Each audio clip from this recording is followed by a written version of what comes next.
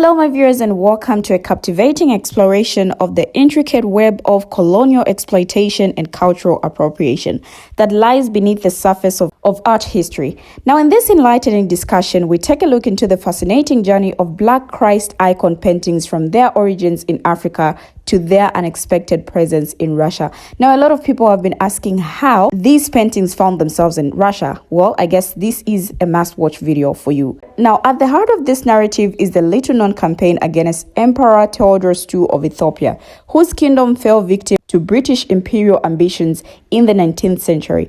Now, as a sister reveals, the seizure of Magdala, known as Abyssinia by the British Empire in the 1860s, resulted in the looting of priceless biblical manuscripts, artifacts, and Renaissance paintings, including iconic representations of Christ. Now, drawing on the research of Jeff Rosen and historical accounts, we uncover the disturbing truth of how these cultural treasures were pillaged and transported to British collections, including the British Museum and British Library. The deliberate stripping of churches and auctioning of the king's garments as war trophies underscored the colonial mentality of conquest and exploitation. Now, this discussion takes a surprising turn as we explore the lineage of Queen Victoria, whose grandchildren occupied thrones across Europe, including Russia. This familial connection sheds light on the intricate networks of power and influence that facilitated the transfer of looted artifacts to distant lands. With that said, check out this video. I will be right back. Let's talk about how the Black Christ icon paintings got in Russia. We must remember that these paintings were in Africa first. Most people don't know about the great campaign against the Emperor of Ethiopia, Tewodros II. The siege of Magdala consists of the British Empire invading Ethiopia, which was called Magdala and Abyssinia in the 1800s. The British Empire looted biblical manuscripts, artifacts, Renaissance paintings, and many other items, including gold. As Jeff Rosen mentions in his presentation of the secrets of England's greatness. All of these costumes, the artifacts, ended up in British collections. When the British left Africa, the British Museum, the British Library obtained manuscripts. Napier, before he burned Magdala, made it really clear that they were to strip the churches of artifacts, and then they auctioned off the king's blood-soaked garments. So this was absolutely taken back to England as as emblems, concrete and symbolic of the victorious war. So these emblems, the South Kensington Museum, now V&A, has shield and lion mane ornament.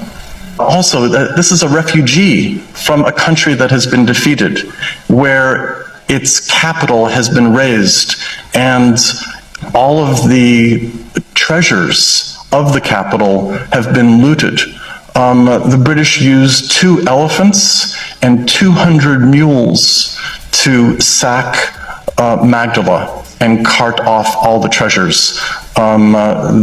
Gold, Renaissance paintings, there's at least one Renaissance painting, and manuscripts, all that had important identity for the country of Abyssinia.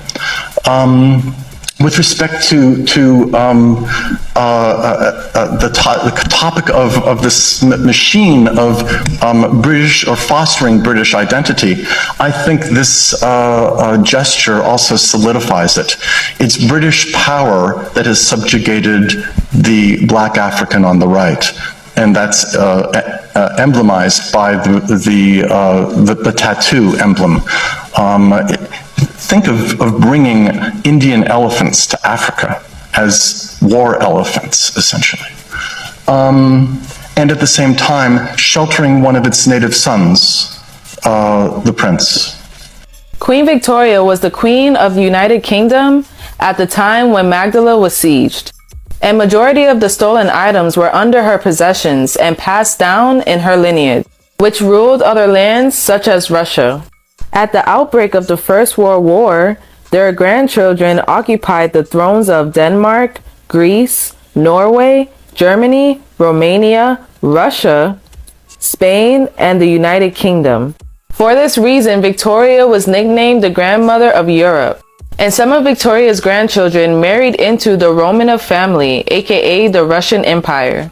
So these icon paintings are in Russia because of what the British Empire did to Ethiopia. Not because these paintings come from Russia, but because they were looted in Africa. This is why Queen Victoria quoted, "I should so love to lay my crown at his feet," which is the risen Christ. The Black Renaissance paintings are prophetic. They are not for past history. It is a depiction of visions of God's prophecy for the last days. These icon paintings and artifacts were stolen and given back to the masses as a whitewash image and also a false timeline. This false timeline includes the 2,000-year-old Christ, which was given to the masses by the Roman Catholic Church. The scriptures are an allegory and these paintings are an allegory, which is a hidden meaning. These Russian icon paintings are not the only paintings that were looted from Ethiopia. There are many more Renaissance paintings around the world, such as families who pass down artifacts and auctions of these items. It could be hidden in places you wouldn't even know, such as the Vela Veronica. Welcome back. A minor theft might have turned into a major religious discovery. A missing artifact was found in the closet of a Tennessee motorhome. Volunteer TV's John Trainer talked with the owner of a rare painting who didn't know what he had. John? Yeah, Alan, it makes you wonder what you might have in your house. In this case, it was an authentic 19th century painting of the Vale of Veronica. It's like a story ripped from a Hollywood screenplay. A small road in the mountains of Tennessee, a living room in a motorhome, and a 150-year-old painting blessed by Pope Leo XIII. This is the true face of Jesus Christ, one of a handful of paintings based on the cloth used to wipe Jesus' face before his crucifixion, known as the Veil of Veronica. Its owner, a 73-year-old man who didn't want to be identified and had no idea what he had. I've lived here for about 17 years. It's been in there, either in there or in my bedroom. And it's only at Food City. Ever since. So how does a holy relic go from the holy city to Monroe County? Well, a man known as Frosty tells us he got it as a present and hung it on his wall 20 years ago, but 3 years later it found a home in this cloth bank bag and was thrown in his closet, until police say it was stolen by Kelly Gormley, who tried to sell it to this Madisonville church. The church told the sheriffs made the arrest, and a piece of religious history was uncovered.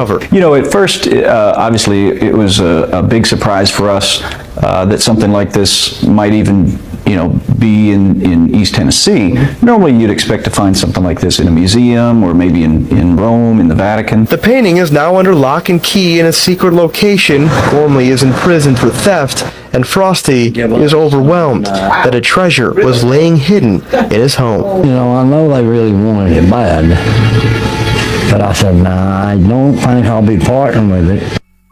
Now, the church is now working with Rome to authenticate and appraise the painting. If it is real, it is invaluable to the church. Now, in this eye-opening discussion, we are confronted with these stark realities of colonial plunder and cultural exploitation that have shaped the trajectory of art history. The revelation that Black Christ icon paintings, initially rooted in Africa, found their way to Russia due to the ruthless actions of the British Empire unveils a disturbing chapter in the annals of imperialism.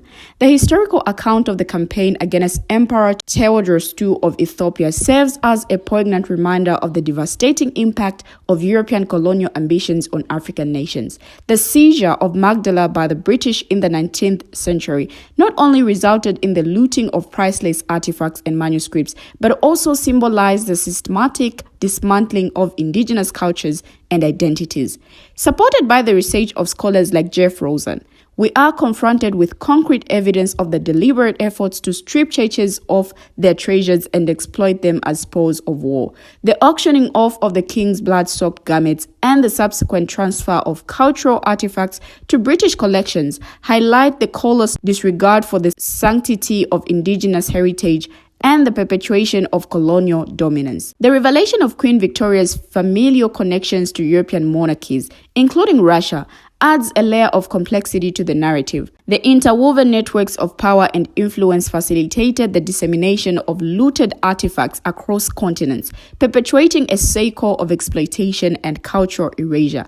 Now, as we grapple the implications of these revelations, it becomes evident that the presence of Black Christ icon paintings in Russia serves as a sobering reminder of the enduring legacies of colonial violence and imperial conquest. It underscores the imperative of confronting uncomfortable truths and reckoning with the injustices of the past to pave the way for a more equitable and inclusive future. The British campaign against Emperor Tewodros II of Ethiopia, culminating in the siege of Magdala in 1868, was part of a broader imperial expansionist agenda in Africa during the 19th century. Now, Tewodros' defiance of British diplomatic demands led to a military intervention aimed at asserting British dominance in the region. The seizure of Magdala resulted in the looting of numerous cultural artifacts, including religious manuscripts, artwork, and royal regalia. British troops systematically plundered churches, monasteries, and palaces, seizing valuable items that held deep religious and cultural significance for the Ethiopian people. Following the campaign, the looted artifacts were transported back to Britain and distributed among various institutions, including the British Museum and the British Library. Now, these institutions became repositories for colonial spoils, housing collections acquired through conquest and exploitation. The looting of Magdala had profound repercussions for Ethiopian heritage and identity. The loss of invaluable religious texts, artwork, and royal artifacts deprived Ethiopia of tangible connections to its past and undermined its cultural sovereignty. The plundering of Magdala symbolized the broader assault on African heritage, perpetuated by European colonial powers. Now, Queen Victoria's familial ties to European monarchies, including Russia, facilitated the dissemination of looted artifacts across borders. Through marriages and alliances, Victoria's descendants occupied thrones across Europe, creating networks of influence that extended beyond national boundaries. The presence of Black Christ icon paintings in Russia serves as a stark reminder of the enduring legacy of colonial violence and exploitation. Now, these artworks bear witness to the injustices inflicted upon African nations and the ongoing struggles for restitution and acknowledgement of historical wrongs. Now, it was reported that centuries-old Ethiopian relics, including manuscripts and Bibles, were being advertised for sale online on marketplaces such as eBay. It is alleged that most of the artifacts had been looted from the Tigray region. Now, the war that has been fought there since November 2020 until the newly signed peace deal provided the looters and traffickers with opportunities to take advantage of the instability and insecurity. Now, this looting is also taking place in the adjacent Afar and Amhara regions of northern Ethiopia. According to sources who chose anonymity due to the contentious nature of the information, a recent investigation in Amhara National Regional State revealed large-scale artifact looting. Now, the investigation found that about 1,721 registered movable artifacts were lost or looted from 7 administrative zones in Amhara during this war. Of these, 1,155 were looted or lost from the Desi Museum and Meho Palace and Museum alone. The number of missing artifacts is probably higher as not all artifacts are officially registered. Now, in addition, 379 movable artifacts were destroyed, 73 were partially damaged, and 91 were fully damaged. While federal government denounced this destruction of cultural heritage during the conflict, it received little further attention since. Now, the country's major investigation into the war, conducted jointly by the Ethiopian Human Rights Commission and the United Nations High Commissioner for Human Rights, didn't include an examination of the nature and scale of the looting. Now, this is a missed opportunity. Wartime misappropriation or pillaging of artifacts and antiquities may constitute war crimes and would have been one of the crimes within the mandate of the Joint Investigation Team. Were these artifacts looted for real? Of course, yes. After a century and a half hidden in private collections, 13 stolen Ethiopian artifacts were finally returned home following months of negotiations. Now, the country's ancient civilization's history, artifacts, fingerprints of indigenous knowledge, culture were looted in war and smuggled smuggled out illegally, said Ethiopia's tourism minister Nasise Chala. The items, which include an intricately latticed professional cross, a richly colored triptych depicting Jesus' crucifixion, and an ornate red and brass imperial shield, are part of the largest act of restitution in Ethiopia's history, officials said.